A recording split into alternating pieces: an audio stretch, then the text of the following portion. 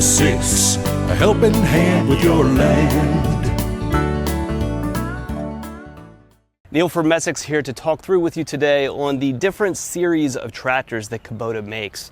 I spent the better part of about the last 3 years making fairly regular videos on these different models and their features and functionality. Consider this the index, right? If you have no idea where to start in your tractor buying process, this is where you're going to want to begin. We'll get you honed in here to the right series tractor for your application. And we size tractors for people based upon your application. It's not necessarily that we just come out here and look for what we got in stock, because we got just about everything. It's a matter of what you're doing with it and what part of your application is going to be the most demanding, whether that's needing to get grass mowed quickly enough or loads you need to lift for a loader. We want to go through the different applications, the different chores that you have in mind for a piece of equipment, and then select the right tractor series here appropriately for what you're going to be doing. The different series that Kubota has available would be BX, BL, MX, and M. And within those couple of series, you're going to find the better part of probably ultimately 80 or 90 models or so. But starting here in those letters on the front end is going to kind of get you honed into where you want to start. So we're standing here beside a BX series tractor. This is the beginnings of a real tractor. 4-wheel drive, power steering, diesel engines, 3-point hitches on the back, the beginning of a real piece of equipment. Anything smaller than one of these, and we're generally into lawn and garden tractors and those kinds of things, totally different class of equipment when you get to this kind of machine. If you're coming up from a lawn and garden type tractor, something like this will rock your world. It feels like a vastly more machine than one of those lawn and garden pieces of equipment does, and tends to consistently impress people in that it outperforms your expectations for this size machine. Generally, the BX is the tractor of choice for somebody on, say, less than 3 or 4 acres or so, and ultimately coming to real equipment for the very first time. This is ultimately kind of like the gateway drug to get into the tractor world. You're going to find these things easier to come by used than a lot of the other tractors that we're going to see here, and that's partly because the volume of machines are sold, but also because this is often a starter tractor for a lot of people, and they choose later on then to move up to bigger pieces of equipment as they learn more about their applications and what they're going to be doing, or maybe get into different chores, as the tractor stuff is really, really fun. So generally, like I said, we're into those lower acreage classes. I've sold BXs to guys with 1/2 an acre. I've sold them to guys with 50 acres, right? But it goes into those chores of, are you going to be able to mow the grass quickly enough for what you want? We're 48 to 60 inch mower decks in this size, and we're using loaders that are going to lift loads full height in the bucket into a back of a truck in the neighborhood of about 500 to 600 pounds or so. You can lift probably about 50% more than that on a lot of these numbers. You're just not going to lift and dump and fully handle those loads into any position. Loader specifications are perhaps the most difficult thing to understand in the tractor world. I've got a lot of videos about that to help educate you about how those things work. Today in 2019, when we go up into the next family of tractors, we take a step out of the subcompacts and into a compact tractor. We're going to move into Kubota's B Series. And in the B Series, there are 4 different models. B2301 and B2601 that sit on a smaller chassis, and B2650 and 3350 that sit on a larger chassis.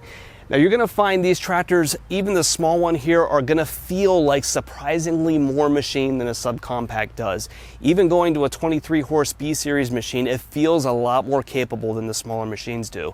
That's partly because the rear end of these machines are going to have 3 range rears in them, where the smaller tractors are usually going to be a low and a high. A machine like this is going to have a low, medium, high, and that extra low range gives this tractor a lot more ability to pull and push and work with a loader than what the smaller tractors can. As you get to a bigger machine, you're also getting a little bit more capable hydraulic system with more flow, so your implements can cycle and operate a little bit more quickly than the smaller tractors can. You're also picking up a bigger machine with more physical weight, so when it comes to tractory type tasks like pulling and pushing, weight is a big aid there. Now, when we're in the B Series, we are looking at tractors that we don't want to be too heavy. Okay, these are compact tractors that are geared towards residential lots and that kind of thing, where you want to be working around your house. And if a tractor gets to be too heavy, you start to rut up the ground and those kinds of things. So capable machines with meaningful loaders, able to do capable work, but not so heavy that we compromise the kind of chores that we might want to do. More or less, these are generally going to be found in the 10-acre and under range. Usually the smaller Bs are going to end up in your 4 to 7 acres, and your bigger Bs in the 7 to 10. You can find a lot of variation there. Guys will go one way or the other all the time, but that's generally going to be driven by their loaders, where the bigger tractor's loader is going to lift about 150 pounds or so more than what the smaller one does. We're also going to get a difference in rear implements as well. If you want to be able to, say, mow a little bit faster or work, say, a wider blade across the back for clearing snow, the bigger tractor is going to be able to handle implements that are about 12 inches wider. So more or less, you're going to scale up capabilities and implements here by about 10 or 20% by going into the larger chassis tractor, and you'll find the price jump here isn't all that great. You're going to notice as I go from tractor to tractor, they keep getting bigger and bigger. From this point down, you can actually get every one of these machines in 26 horsepower. So remember that when you're looking at tractors, horsepower is not a good indicator for the capabilities of a tractor. This hydraulic system, the weight of the machine, its loader, its cylinders, there's a lot of things that play into this machines that are going to tell you how much work they can do that goes far beyond the engine horsepower.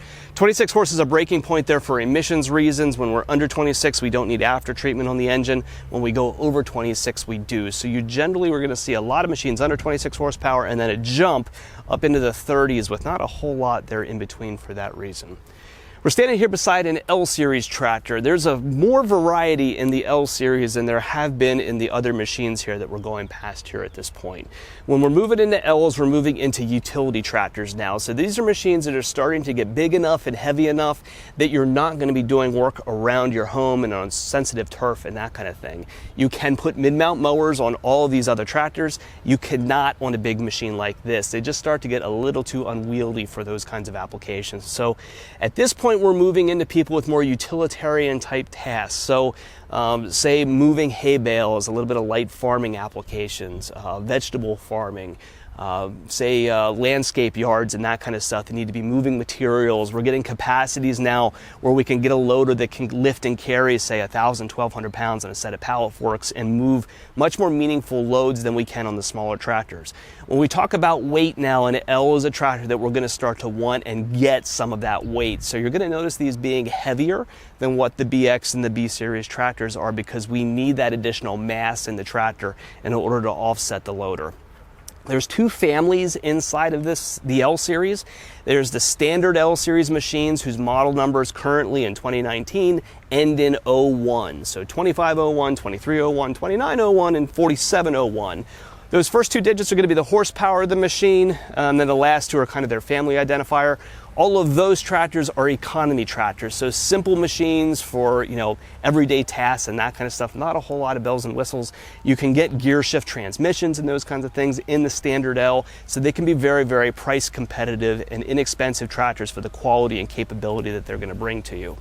There's also a Grand L Series family as well. Those are going to range from 35 clear on up to 60 horsepower. All of those model numbers are going to end with a 60 on the end. As you can see here, the Grand L Series tractors are grand, right? There are deluxe, premium, feature-rich tractors. These are machines where you're going to find all of the technology that the tractor industry has to offer. So comfortable cabs with heat and air conditioning, sophisticated transmissions with electronic controls that are going to have cool things for guys who know how to operate equipment, but also some features for guys who are new to machinery. They help you get 100% out of this tractor without being an expert operator. So that transmission can do a lot for you. You're going to find all of these features available in either cab or open station models. Everything under that glass is going to be exactly the same. Capability wise, you're going to find that these are going to sit on 3 different chassis. The 35 to 60 horse models are going to increment up through small chassis changes. You can sit them side by side and you're only going to notice maybe an 8 or 10 inch difference from the smallest to the largest, but the loaders are also going to go up. There's 3 different loaders in this family, and the bigger ones are going to be more capable as you go up into that larger tractor with a bigger hydraulic system. So a lot of variety in size, but feature function wise, all of these machines in the Grand L family are exactly the same. For us here in the Northeast, a vast majority of the Grand L tractors are sold with cabs. For us, it's probably about 85% or so.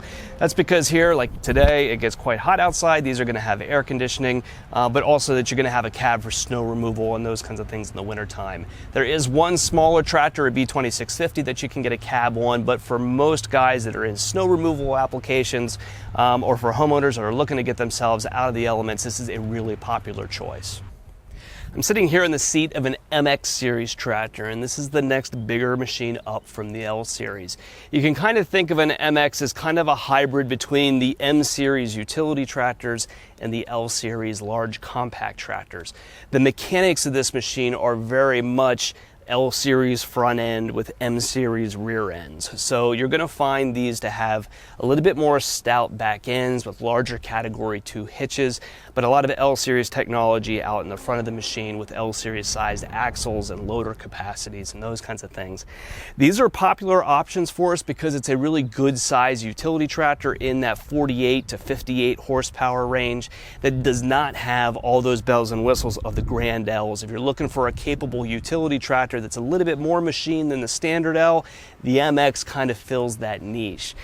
One thing that I really like on this tractor that's kind of the standout for me is this is a machine that's got a really nice set of tires on it. You know, that's what's putting your power to the ground. And when you look at the front tires on an MX versus the front tires on an L, you're going to find a lot wider, more stout, uglier looking tire than what you have on that smaller series. So typical applications for a tractor like this tends to be guys that are doing that utilitarian work but need a little bit more machine than what the standard L Series is going to offer. So we're in that 48 to 58 horsepower range, but on a physically bigger, more capable chassis. This is not considered a deluxe machine, so not excess bells and whistles. The larger 52 and 58 horsepower machines come with deluxe 3-point hitches, but you don't have electronic controlled transmissions and those kinds of things like we have on the Grand L Series. So a little bit more economy oriented, but very, very capable tractors and very nice machines to run. I personally am kind of gravitate towards this machine from the top end of the L Series. If you're looking for that little bit more basic design, you don't need the electronics that are in the Grand L. The MX is a really appealing machine. I'm sitting here on an M5660, and this is the very first of the tractors in the M Series. When we're talking M Series tractors, we're now in the machines that are made for daily utilitarian type work. So these are going into agricultural, farming applications, being sold to municipal guys, guys that may have higher acreage demands. You're up into, say, 40, 50 acres that you're maintaining larger acreage now, that you need a meaningful tractor that can pull much larger implements behind it or handle much, much heavier loads. While we've covered, say, 18 to 60 horsepower between the BX-B-L-MX series, we're now going from 56 horsepower clear up to 171 in the M series. So you can guess there's a lot of variety in the M series. This M5660 is the entry point, but we're just now launching an M4 series that's going to fall into 60 to 70 horsepower, an M5 series that's going to run 90 to 110, M6 it's going to run 100 to 140, and M7 will run 130 to 170. Now there's some slop in all of those numbers, but it gives you an idea that as you go through each one of these tractors, you're moving into a different family of machines, bigger chassis, bigger loaders that are going to be more capable for more demanding work. So that is the index to the different families of the Kubota tractors. Now, as we've been going along here in the video, I'm going to put links and stuff as we've gone through each one of these tractors to the other videos that I've done that go into these machines in much, much more detail. And like I said, generally the best way to determine where you should be in this spectrum of tractors is to think through the different applications you have. What are the different things that you need to do with one of these machines, be it mowing or lifting with a loader or running attachments, and identify the most demanding part of your application and then suit the machine in order to fit that need. So if you're going through the buying process or if you have parts or service needs for machines you already have, give us a call at Messick's. We're available at 800-222-3373 or online at messick's.com.